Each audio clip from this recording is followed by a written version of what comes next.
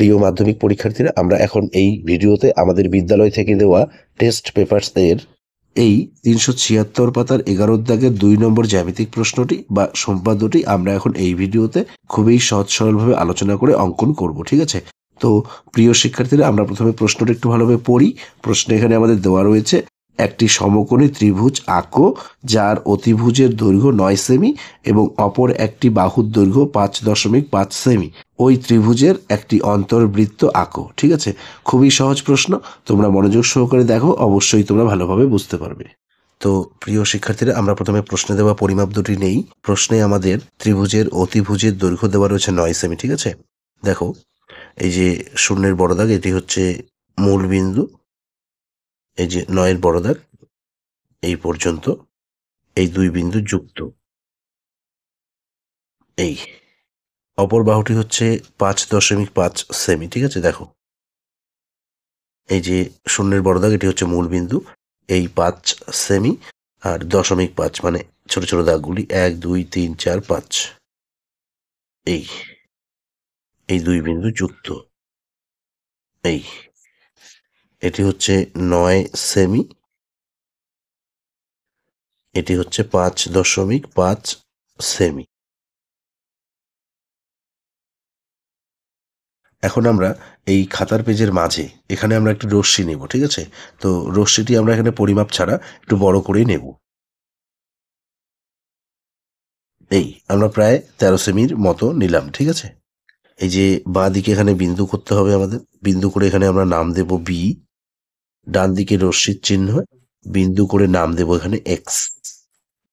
আমাদের এখানে যেহেতু সমকোণী ত্রিভুজ অঙ্কন করতে বলা হয়েছে, তাই আমরা প্রথমে পেন্সিল কম্পাস দিয়ে এই বি বিন্দুতে একটি 90 ডিগ্রি কোণ অঙ্কন করব। ঠিক আছে, তো দেখো 90 ডিগ্রি কোণটি অঙ্কন করার জন্য আমরা পেন্সিল কম্পাস দিয়ে এই যে এভাবে যে কোনো একটি পরিমাপ চিকন করে নেব, নিয়ে এই বি বিন্দুতে বসাবো, বসিয়ে একটি অর্ধবৃত্তাকার চাপ নেব। ঠিক আছে, এরপর এই পরিমাপটি আমরা এই যে এখানে বিন্দু পেলাম এখানে বসাবো, বসিয়ে এখানে একটি বৃত্তচাপ কেটে নেব। এরপর এই পরিমাপটি আমরা এই যে এখানে বিন্দু পেয়েছি এখানে বসাবো, বসিয়ে এখানে আমরা একটু বড় করে আর একটি বৃত্তচাপ কেটে নেব। এরপর এই পরিমাপটি এই যে এখানে বিন্দু উৎপন্ন হয়েছে এখানে বসাবো, বসিয়ে এই বৃত্তচাপের উপরে আরেকটি বৃত্তচাপ কেটে নেব। আমরা এখানে পেন্সিল কম্পাস দিয়ে একটি পরিমাপ দিয়ে কিন্তু সবগুলো বৃত্তচাপ কাটলাম। ঠিক আছে, আমাদের এই যে এখানে দুটি বৃত্তচাপ পরস্পর ছেদ করেছে, এখানে বিন্দু উৎপন্ন হয়েছে। এখন আমরা এই বিন্দু আর এই বি বিন্দু, এই দুটি বিন্দু যুক্ত করে এদিকে আরেকটি রশ্মি অঙ্কন করব। ঠিক আছে, তো রশ্মিটি কিন্তু আমরা অবশ্যই এই 5.5 সেমি থেকে বেশি দেব। দেখো আমরা প্রায় 6.5 সেমির মতো নিলাম। ঠিক আছে, এই যে রশ্মির এই যে এদিকে রশ্মির চিহ্ন দিতে হবে, বিন্দু করতে হবে, নাম দিতে হবে ওয়াই। এরপর আমরা পেন্সিল কম্পাস দিয়ে এই 5.5 সেমির পরিমাপ নেব। ঠিক আছে, দেখো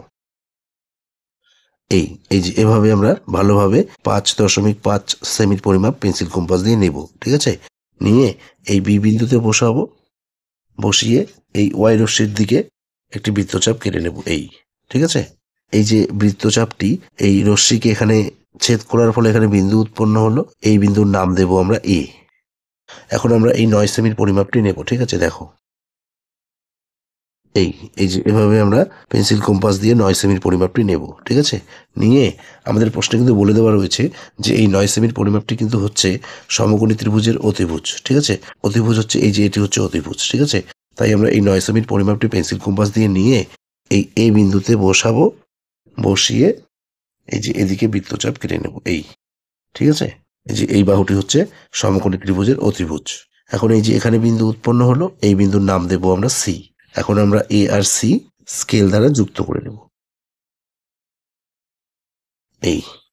তো প্রিয় শিক্ষার্থীরা, দেখো এই যে সমকোণী ত্রিভুজের এই যে এটি হচ্ছে অতিভুজ। ঠিক আছে, এটি হচ্ছে ভূমি, এটি হচ্ছে লম্ব। এই অতিভুজটি হচ্ছে 9 সেমি, আমরা লিখে দেই, আর এই লম্বটি হচ্ছে 5.5 সেমি। তো প্রিয় শিক্ষার্থীরা, আমরা এই যে এ বি সি সমকোণী ত্রিভুজটি অঙ্কন করলাম। ঠিক আছে, যার অতিভুজের দৈর্ঘ্য 9 সেমি এবং অপর একটি বাহুর দৈর্ঘ্য 5.5 সেমি। ঠিক আছে, এখন আমরা এই ত্রিভুজের অন্তর্বৃত্ত অঙ্কন করব প্রশ্ন অনুযায়ী। তো অন্তর্বৃত্তটি অঙ্কন করার জন্য আমরা পেন্সিল কম্পাস দিয়ে এই যে কোনো একটা পরিমাপ এভাবে চিকন করে নেব, ঠিক আছে। নিয়ে এই সি বিন্দুতে বসাবো, বসিয়ে প্রথমে আমরা এদিকে একটি বৃত্তচাপ কেটে নেব এই। এরপর এই পরিমাপটি এই যে এখানে বিন্দু উৎপন্ন হয়েছে এখানে বসাবো, বসিয়ে এখানে আরেকটি বৃত্তচাপ কেটে নেব। এরপর এই পরিমাপটি এই যে এখানে বিন্দু উৎপন্ন হয়েছে এই যে এখানে বসাবো, বসিয়ে এই বৃত্তচাপের উপরে আরেকটি বৃত্তচাপ কেটে নেব এই, ঠিক আছে। আর দেখো এই যে বি কোণের দিকে এদিকে কিন্তু প্রথমে আমরা একটি বৃত্তচাপ কেটেছি, ঠিক আছে। তো এদিকে নতুন করে আরেকটি বৃত্তচাপ কাটার প্রয়োজন নেই। আমরা এই পরিমাপটি এই যে এখানে বসাবো, এই যে এখানে বিন্দু উৎপন্ন হয়েছে এখানে বসিয়ে এদিকে আরেকটি বৃত্তচাপ কেটে নেব। এরপর এই যে এখানে বসাবো, ঠিক আছে, এই পরিমাপটি বসিয়ে এই এদিকে আরেকটি বৃত্তচাপ। এখন আমরা এই যে এই বিন্দু আর এই যেখানে দুটি বৃত্তচাপ পরস্পর ছেদ করেছে এই বিন্দু, এই দুটি বিন্দু যুক্ত করে আমরা এদিকে সি কোণের অন্তর সমদ্বিখণ্ডক অঙ্কন করব, ঠিক আছে।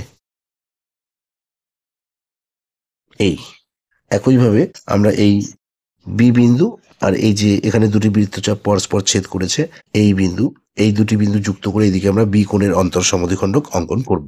দেখো এই, তো প্রিয় শিক্ষার্থীরা দেখো এই যে বি কোণের অন্তর সমদ্বিখণ্ডক আর এই সি কোণের অন্তর সমদ্বিখণ্ডক, এই দুটি অন্তর সমদ্বিখণ্ডক পরস্পর এই যে এখানে ছেদ করেছে, ঠিক আছে। এই বিন্দুর নাম দেব আমরা আই।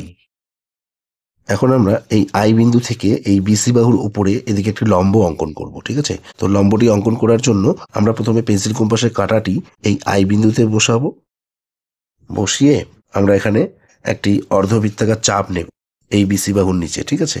এমনভাবে নেব যাতে অর্ধবৃত্তটি এই বি বিন্দুর বাইরে না যায়, ঠিক আছে। দেখো এই, এরপর এই পরিমাপটি আমরা এই যে এখানে বিন্দু পেলাম এখানে বসাবো, বসিয়ে নিচে বৃত্তচাপ কেটে নেব একটি। এই পরিমাপটি আমরা এই যে এখানে বিন্দু পেয়েছি এখানে বসাবো, বসিয়ে এই নিচের বৃত্তচাপের উপর আরেকটি বৃত্তচাপ, ঠিক আছে। এই এখন দেখো এই যে এই দুটি বৃত্তচাপ পরস্পর এই যে ছেদ করেছে এখানে বিন্দু উৎপন্ন হয়েছে। এখন আমরা এই আই বিন্দু আর এই বিন্দু, এই দুটি বিন্দু আমরা যুক্ত করে দেব। যুক্ত করে আমরা এখানে আই বিন্দু থেকে বিসি বাহুর উপরে লম্বটি অঙ্কন করব, ঠিক আছে। দেখো এই, এই লম্বটি বিসি বাহুকে এই যে এখানে ছেদ করেছে এখানে আমরা নাম দেব ডি। তো প্রিয় শিক্ষার্থীরা দেখো এখন আমরা এই পেন্সিল কম্পাস দিয়ে এই আই আর ডি দৈর্ঘ্যের পরিমাপ নেব, ঠিক আছে। দেখো এই যে এভাবে আমরা আই আর ডি দৈর্ঘ্যের পরিমাপ ভালোভাবে নেব, ঠিক আছে। নিয়ে আমরা এখানে অন্তর্বৃত্তটি অঙ্কন করব। এই, তো প্রিয় শিক্ষার্থীরা আমরা এই যে এবিসি সমকোণী ত্রিভুজের অন্তর্বৃত্তটি অঙ্কন করলাম, ঠিক আছে। এই জ্যামিতিক চিত্রটি বা সম্পাদ্যটি অঙ্কন করার পর আমরা এই চিত্রটির বা সম্পাদ্যটির নিচে একটি লাইন ভালোভাবে সাজিয়ে লিখব, ঠিক আছে। তোমরা পরীক্ষার খাতায় ভালোভাবে লিখবে। সুতরাং এবিসি সমকোণী ত্রিভুজের অন্তর্বৃত্ত অঙ্কন করা হলো, যার অন্তর্ব্যাসার্ধ এই আইডির পরিমাপ আমরা স্কেল দ্বারা মেপে নেব 1.8 সেমি, ঠিক আছে। 1.8 সেমি প্রায়।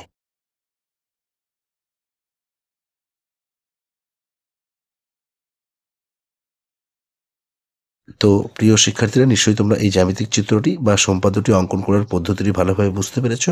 তো এই ভিডিওতে এ পর্যন্ত, ধন্যবাদ।